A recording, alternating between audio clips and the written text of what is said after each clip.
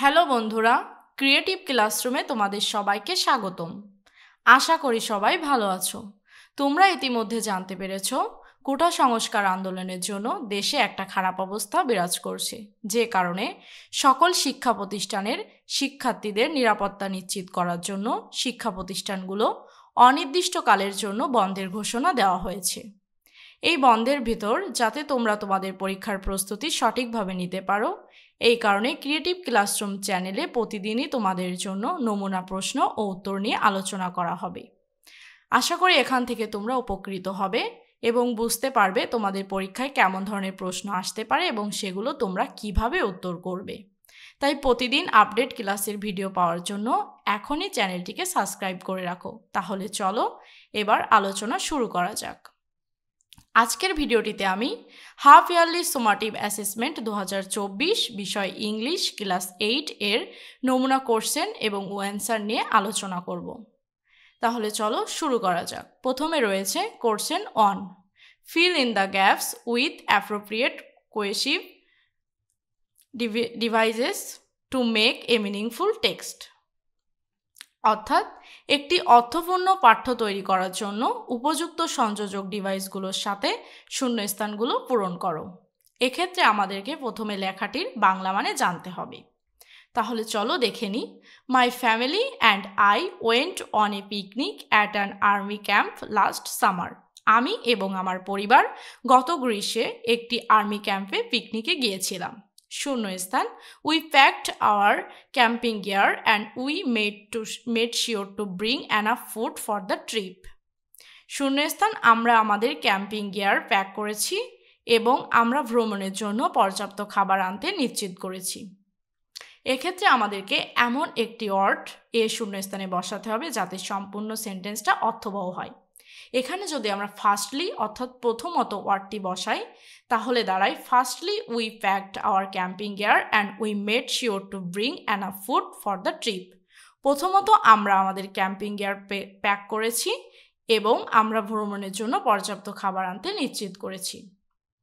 অর্থাৎ এ শূন্যস্থানে ফার্স্টলি বসবে। এরপরে দেখি, মাই সিস্টার তাহা ইজ ফন্ড অফ ফটোগ্রাফি। আমার বোন তোহা ফটোগ্রাফি করতে পছন্দ করে। শূন্যস্থান, she took her DSLR camera to shot pictures.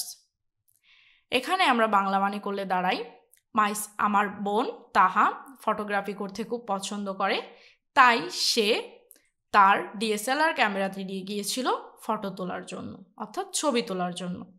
অর্থাৎ বি শূন্যস্থানে যদি আমরা সো ওয়ার্ডটি বসাই তাহলে সেন্টেন্সটি অর্থবহ হয়।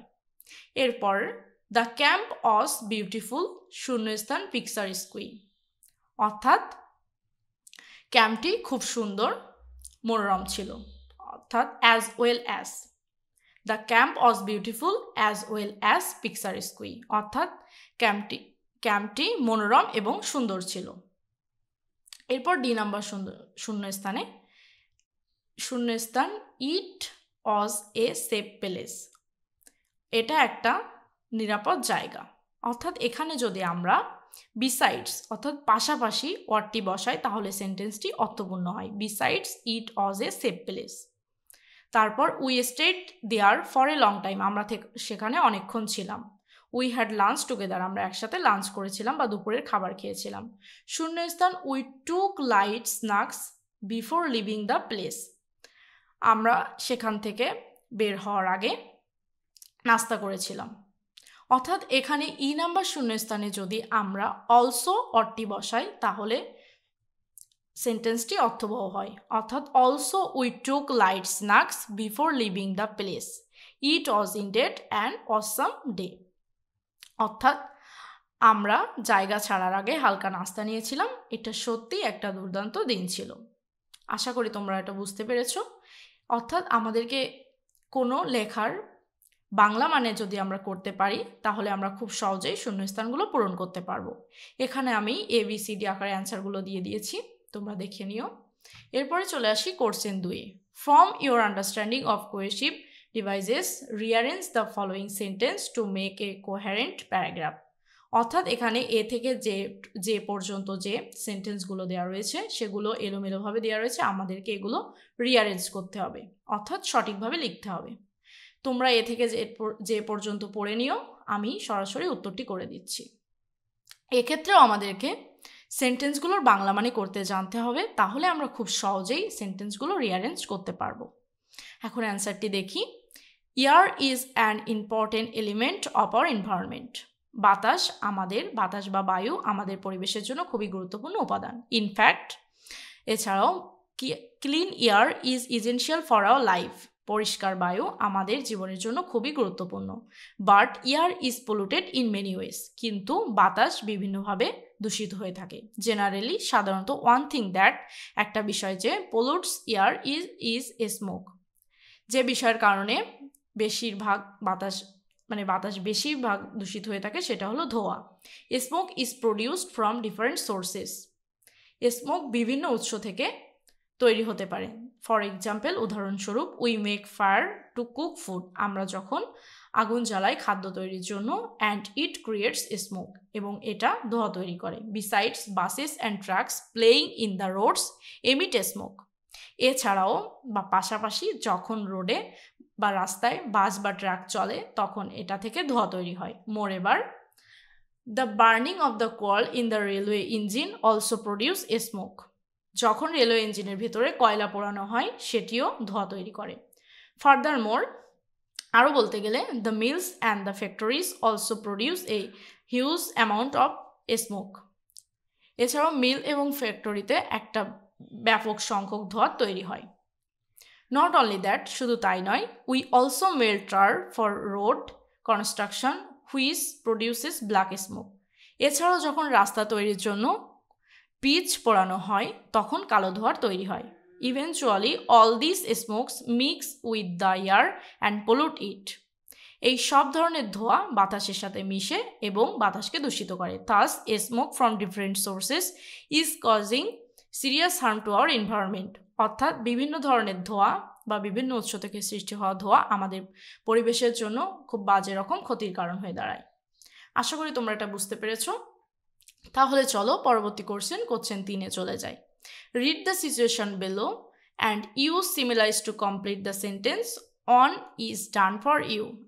একটা অলরেডি এখানে তোমাদের জন্য করে দেওয়া আছে, চলো দেখে নিই। The baby's weight is decreasing day by day, it is becoming as light as a feather. অর্থাৎ শিশুর ওজন দিন দিন কমছে, পালকের মতো হালকা হয়ে যাচ্ছে। এরপর দেখে নিই, my elder brother can swim fast. আমার বড় ভাই খুব দ্রুত সাঁতার কাটতে পারে। He is as fast as a fish. সে মাছের মতোই দ্রুত সাঁতার কাটতে পারে। My father is always busy with his works, it seems he is as busy as a bee. আমার বাবা সবসময়ই তার কাজ নিয়ে ব্যস্ত থাকে। সে এতটাই ব্যস্ত থাকে যে তাকে মৌমাছির মতো ব্যস্ত দেখায়। এরপর রয়েছে, টাইম ইজ ভেরি প্রিশিয়াস। সময় খুবই মূল্যবান। It is considered as precious as gold. Time এতটাই মূল্যবান যে এটাকে সোনার মতো মূল্যবান ধরা হয় বা মানা হয়। ময়না ইজ এ বার্ড। ময়না একটা পাখি। It can sing sweetly. এটা মিষ্টিভাবে গান গাইতে পারে। But it can not sing as sweet as a কুকু। অর্থাৎ এটা গান গাইতে পারে কিন্তু কোকিলের মতো মিষ্টি করে গাইতে পারে না। এরপর আমরা চলে আসি, the man is very Canning. অর্থাৎ মানুষটি খুবই চালাক। Actually she is as Canning as a fox. অর্থাৎ সে শিয়ালের মতো চালাক। আশা করি তোমরা এটা বুঝতে পেরেছো। এক্ষেত্রেও প্রত্যেকটা লাইনের তোমাকে বাংলা মানে করতে জানতে হবে, তাহলে তুমি খুব সহজেই উত্তরগুলো করতে পারবে। তাহলে দেখে নিই সর্বশেষ question 4। Read the following poem and then identify the রিদমিং প্যাটার্ন অফ দ্য পোয়েম। অর্থাৎ কবিতাটি পড়তে হবে এবং কবিতাটি কোন ছন্দে লেখা সেটা শনাক্ত করতে হবে। এক্ষেত্রে চলো আমরা কবিতাটি পড়ে নিই। How doth the little crocodile improve his shining tail and poured the waters of the Nile on every shining scale. How cheerfully he seems to grin, how neatly spreads his claws, and welcome little fishes in with gently smiling jaws. অর্থাৎ এখানে যদি আমরা কবিতাটি ভালোভাবে খেয়াল করি তাহলে আমরা একটা জিনিস বুঝতে পারছি। প্রথম প্যারায় যে 4টি লাইন রয়েছে সেই 4টি লাইনের মধ্যে প্রথম এবং তৃতীয় এবং দ্বিতীয় এবং চতুর্থ লাইনটি একই ছন্দের বা একই রকম শোনাচ্ছে। এর পরবর্তী প্যারায় যে 4টি লাইন রয়েছে সেক্ষেত্রে একইভাবে প্রথম এবং তৃতীয় এবং দ্বিতীয় এবং চতুর্থ লাইনটি একই রকম ছন্দ প্রকাশ করছে। এক্ষেত্রে যদি আমরা প্রথম 4টি লাইনকে এ এবং বি দ্বারা চিহ্নিত করি তাহলে অ্যান্সারটা আমরা এভাবে লিখতে পারি এ বি। এবং লাস্ট 4টি লাইনকে যদি আমরা সিডি হিসেবে শনাক্ত করি তাহলে আমরা এভাবে লিখতে পারি সিডি, অর্থাৎ প্রথম এবং দ্বিতীয় এবং চতুর্থ লাইন একই ছন্দ প্রকাশ করে। সো দ্য রিদমিং pattern of the poem is A B C D. আশা করি তোমরা ব্যাপারটি বুঝতে পেরেছো। কবিতাগুলো যদি তোমরা পড়ে বাংলা মানে করতে নাও পারো, আশা করি তোমরা পড়লে বুঝতে পারবে যে এগুলোর রিদমিং প্যাটার্ন কোন ধরনের। তাহলে আজকের ভিডিওটি এই পর্যন্ত। আশা করি ভিডিওটি তোমাদের ভালো লেগেছে।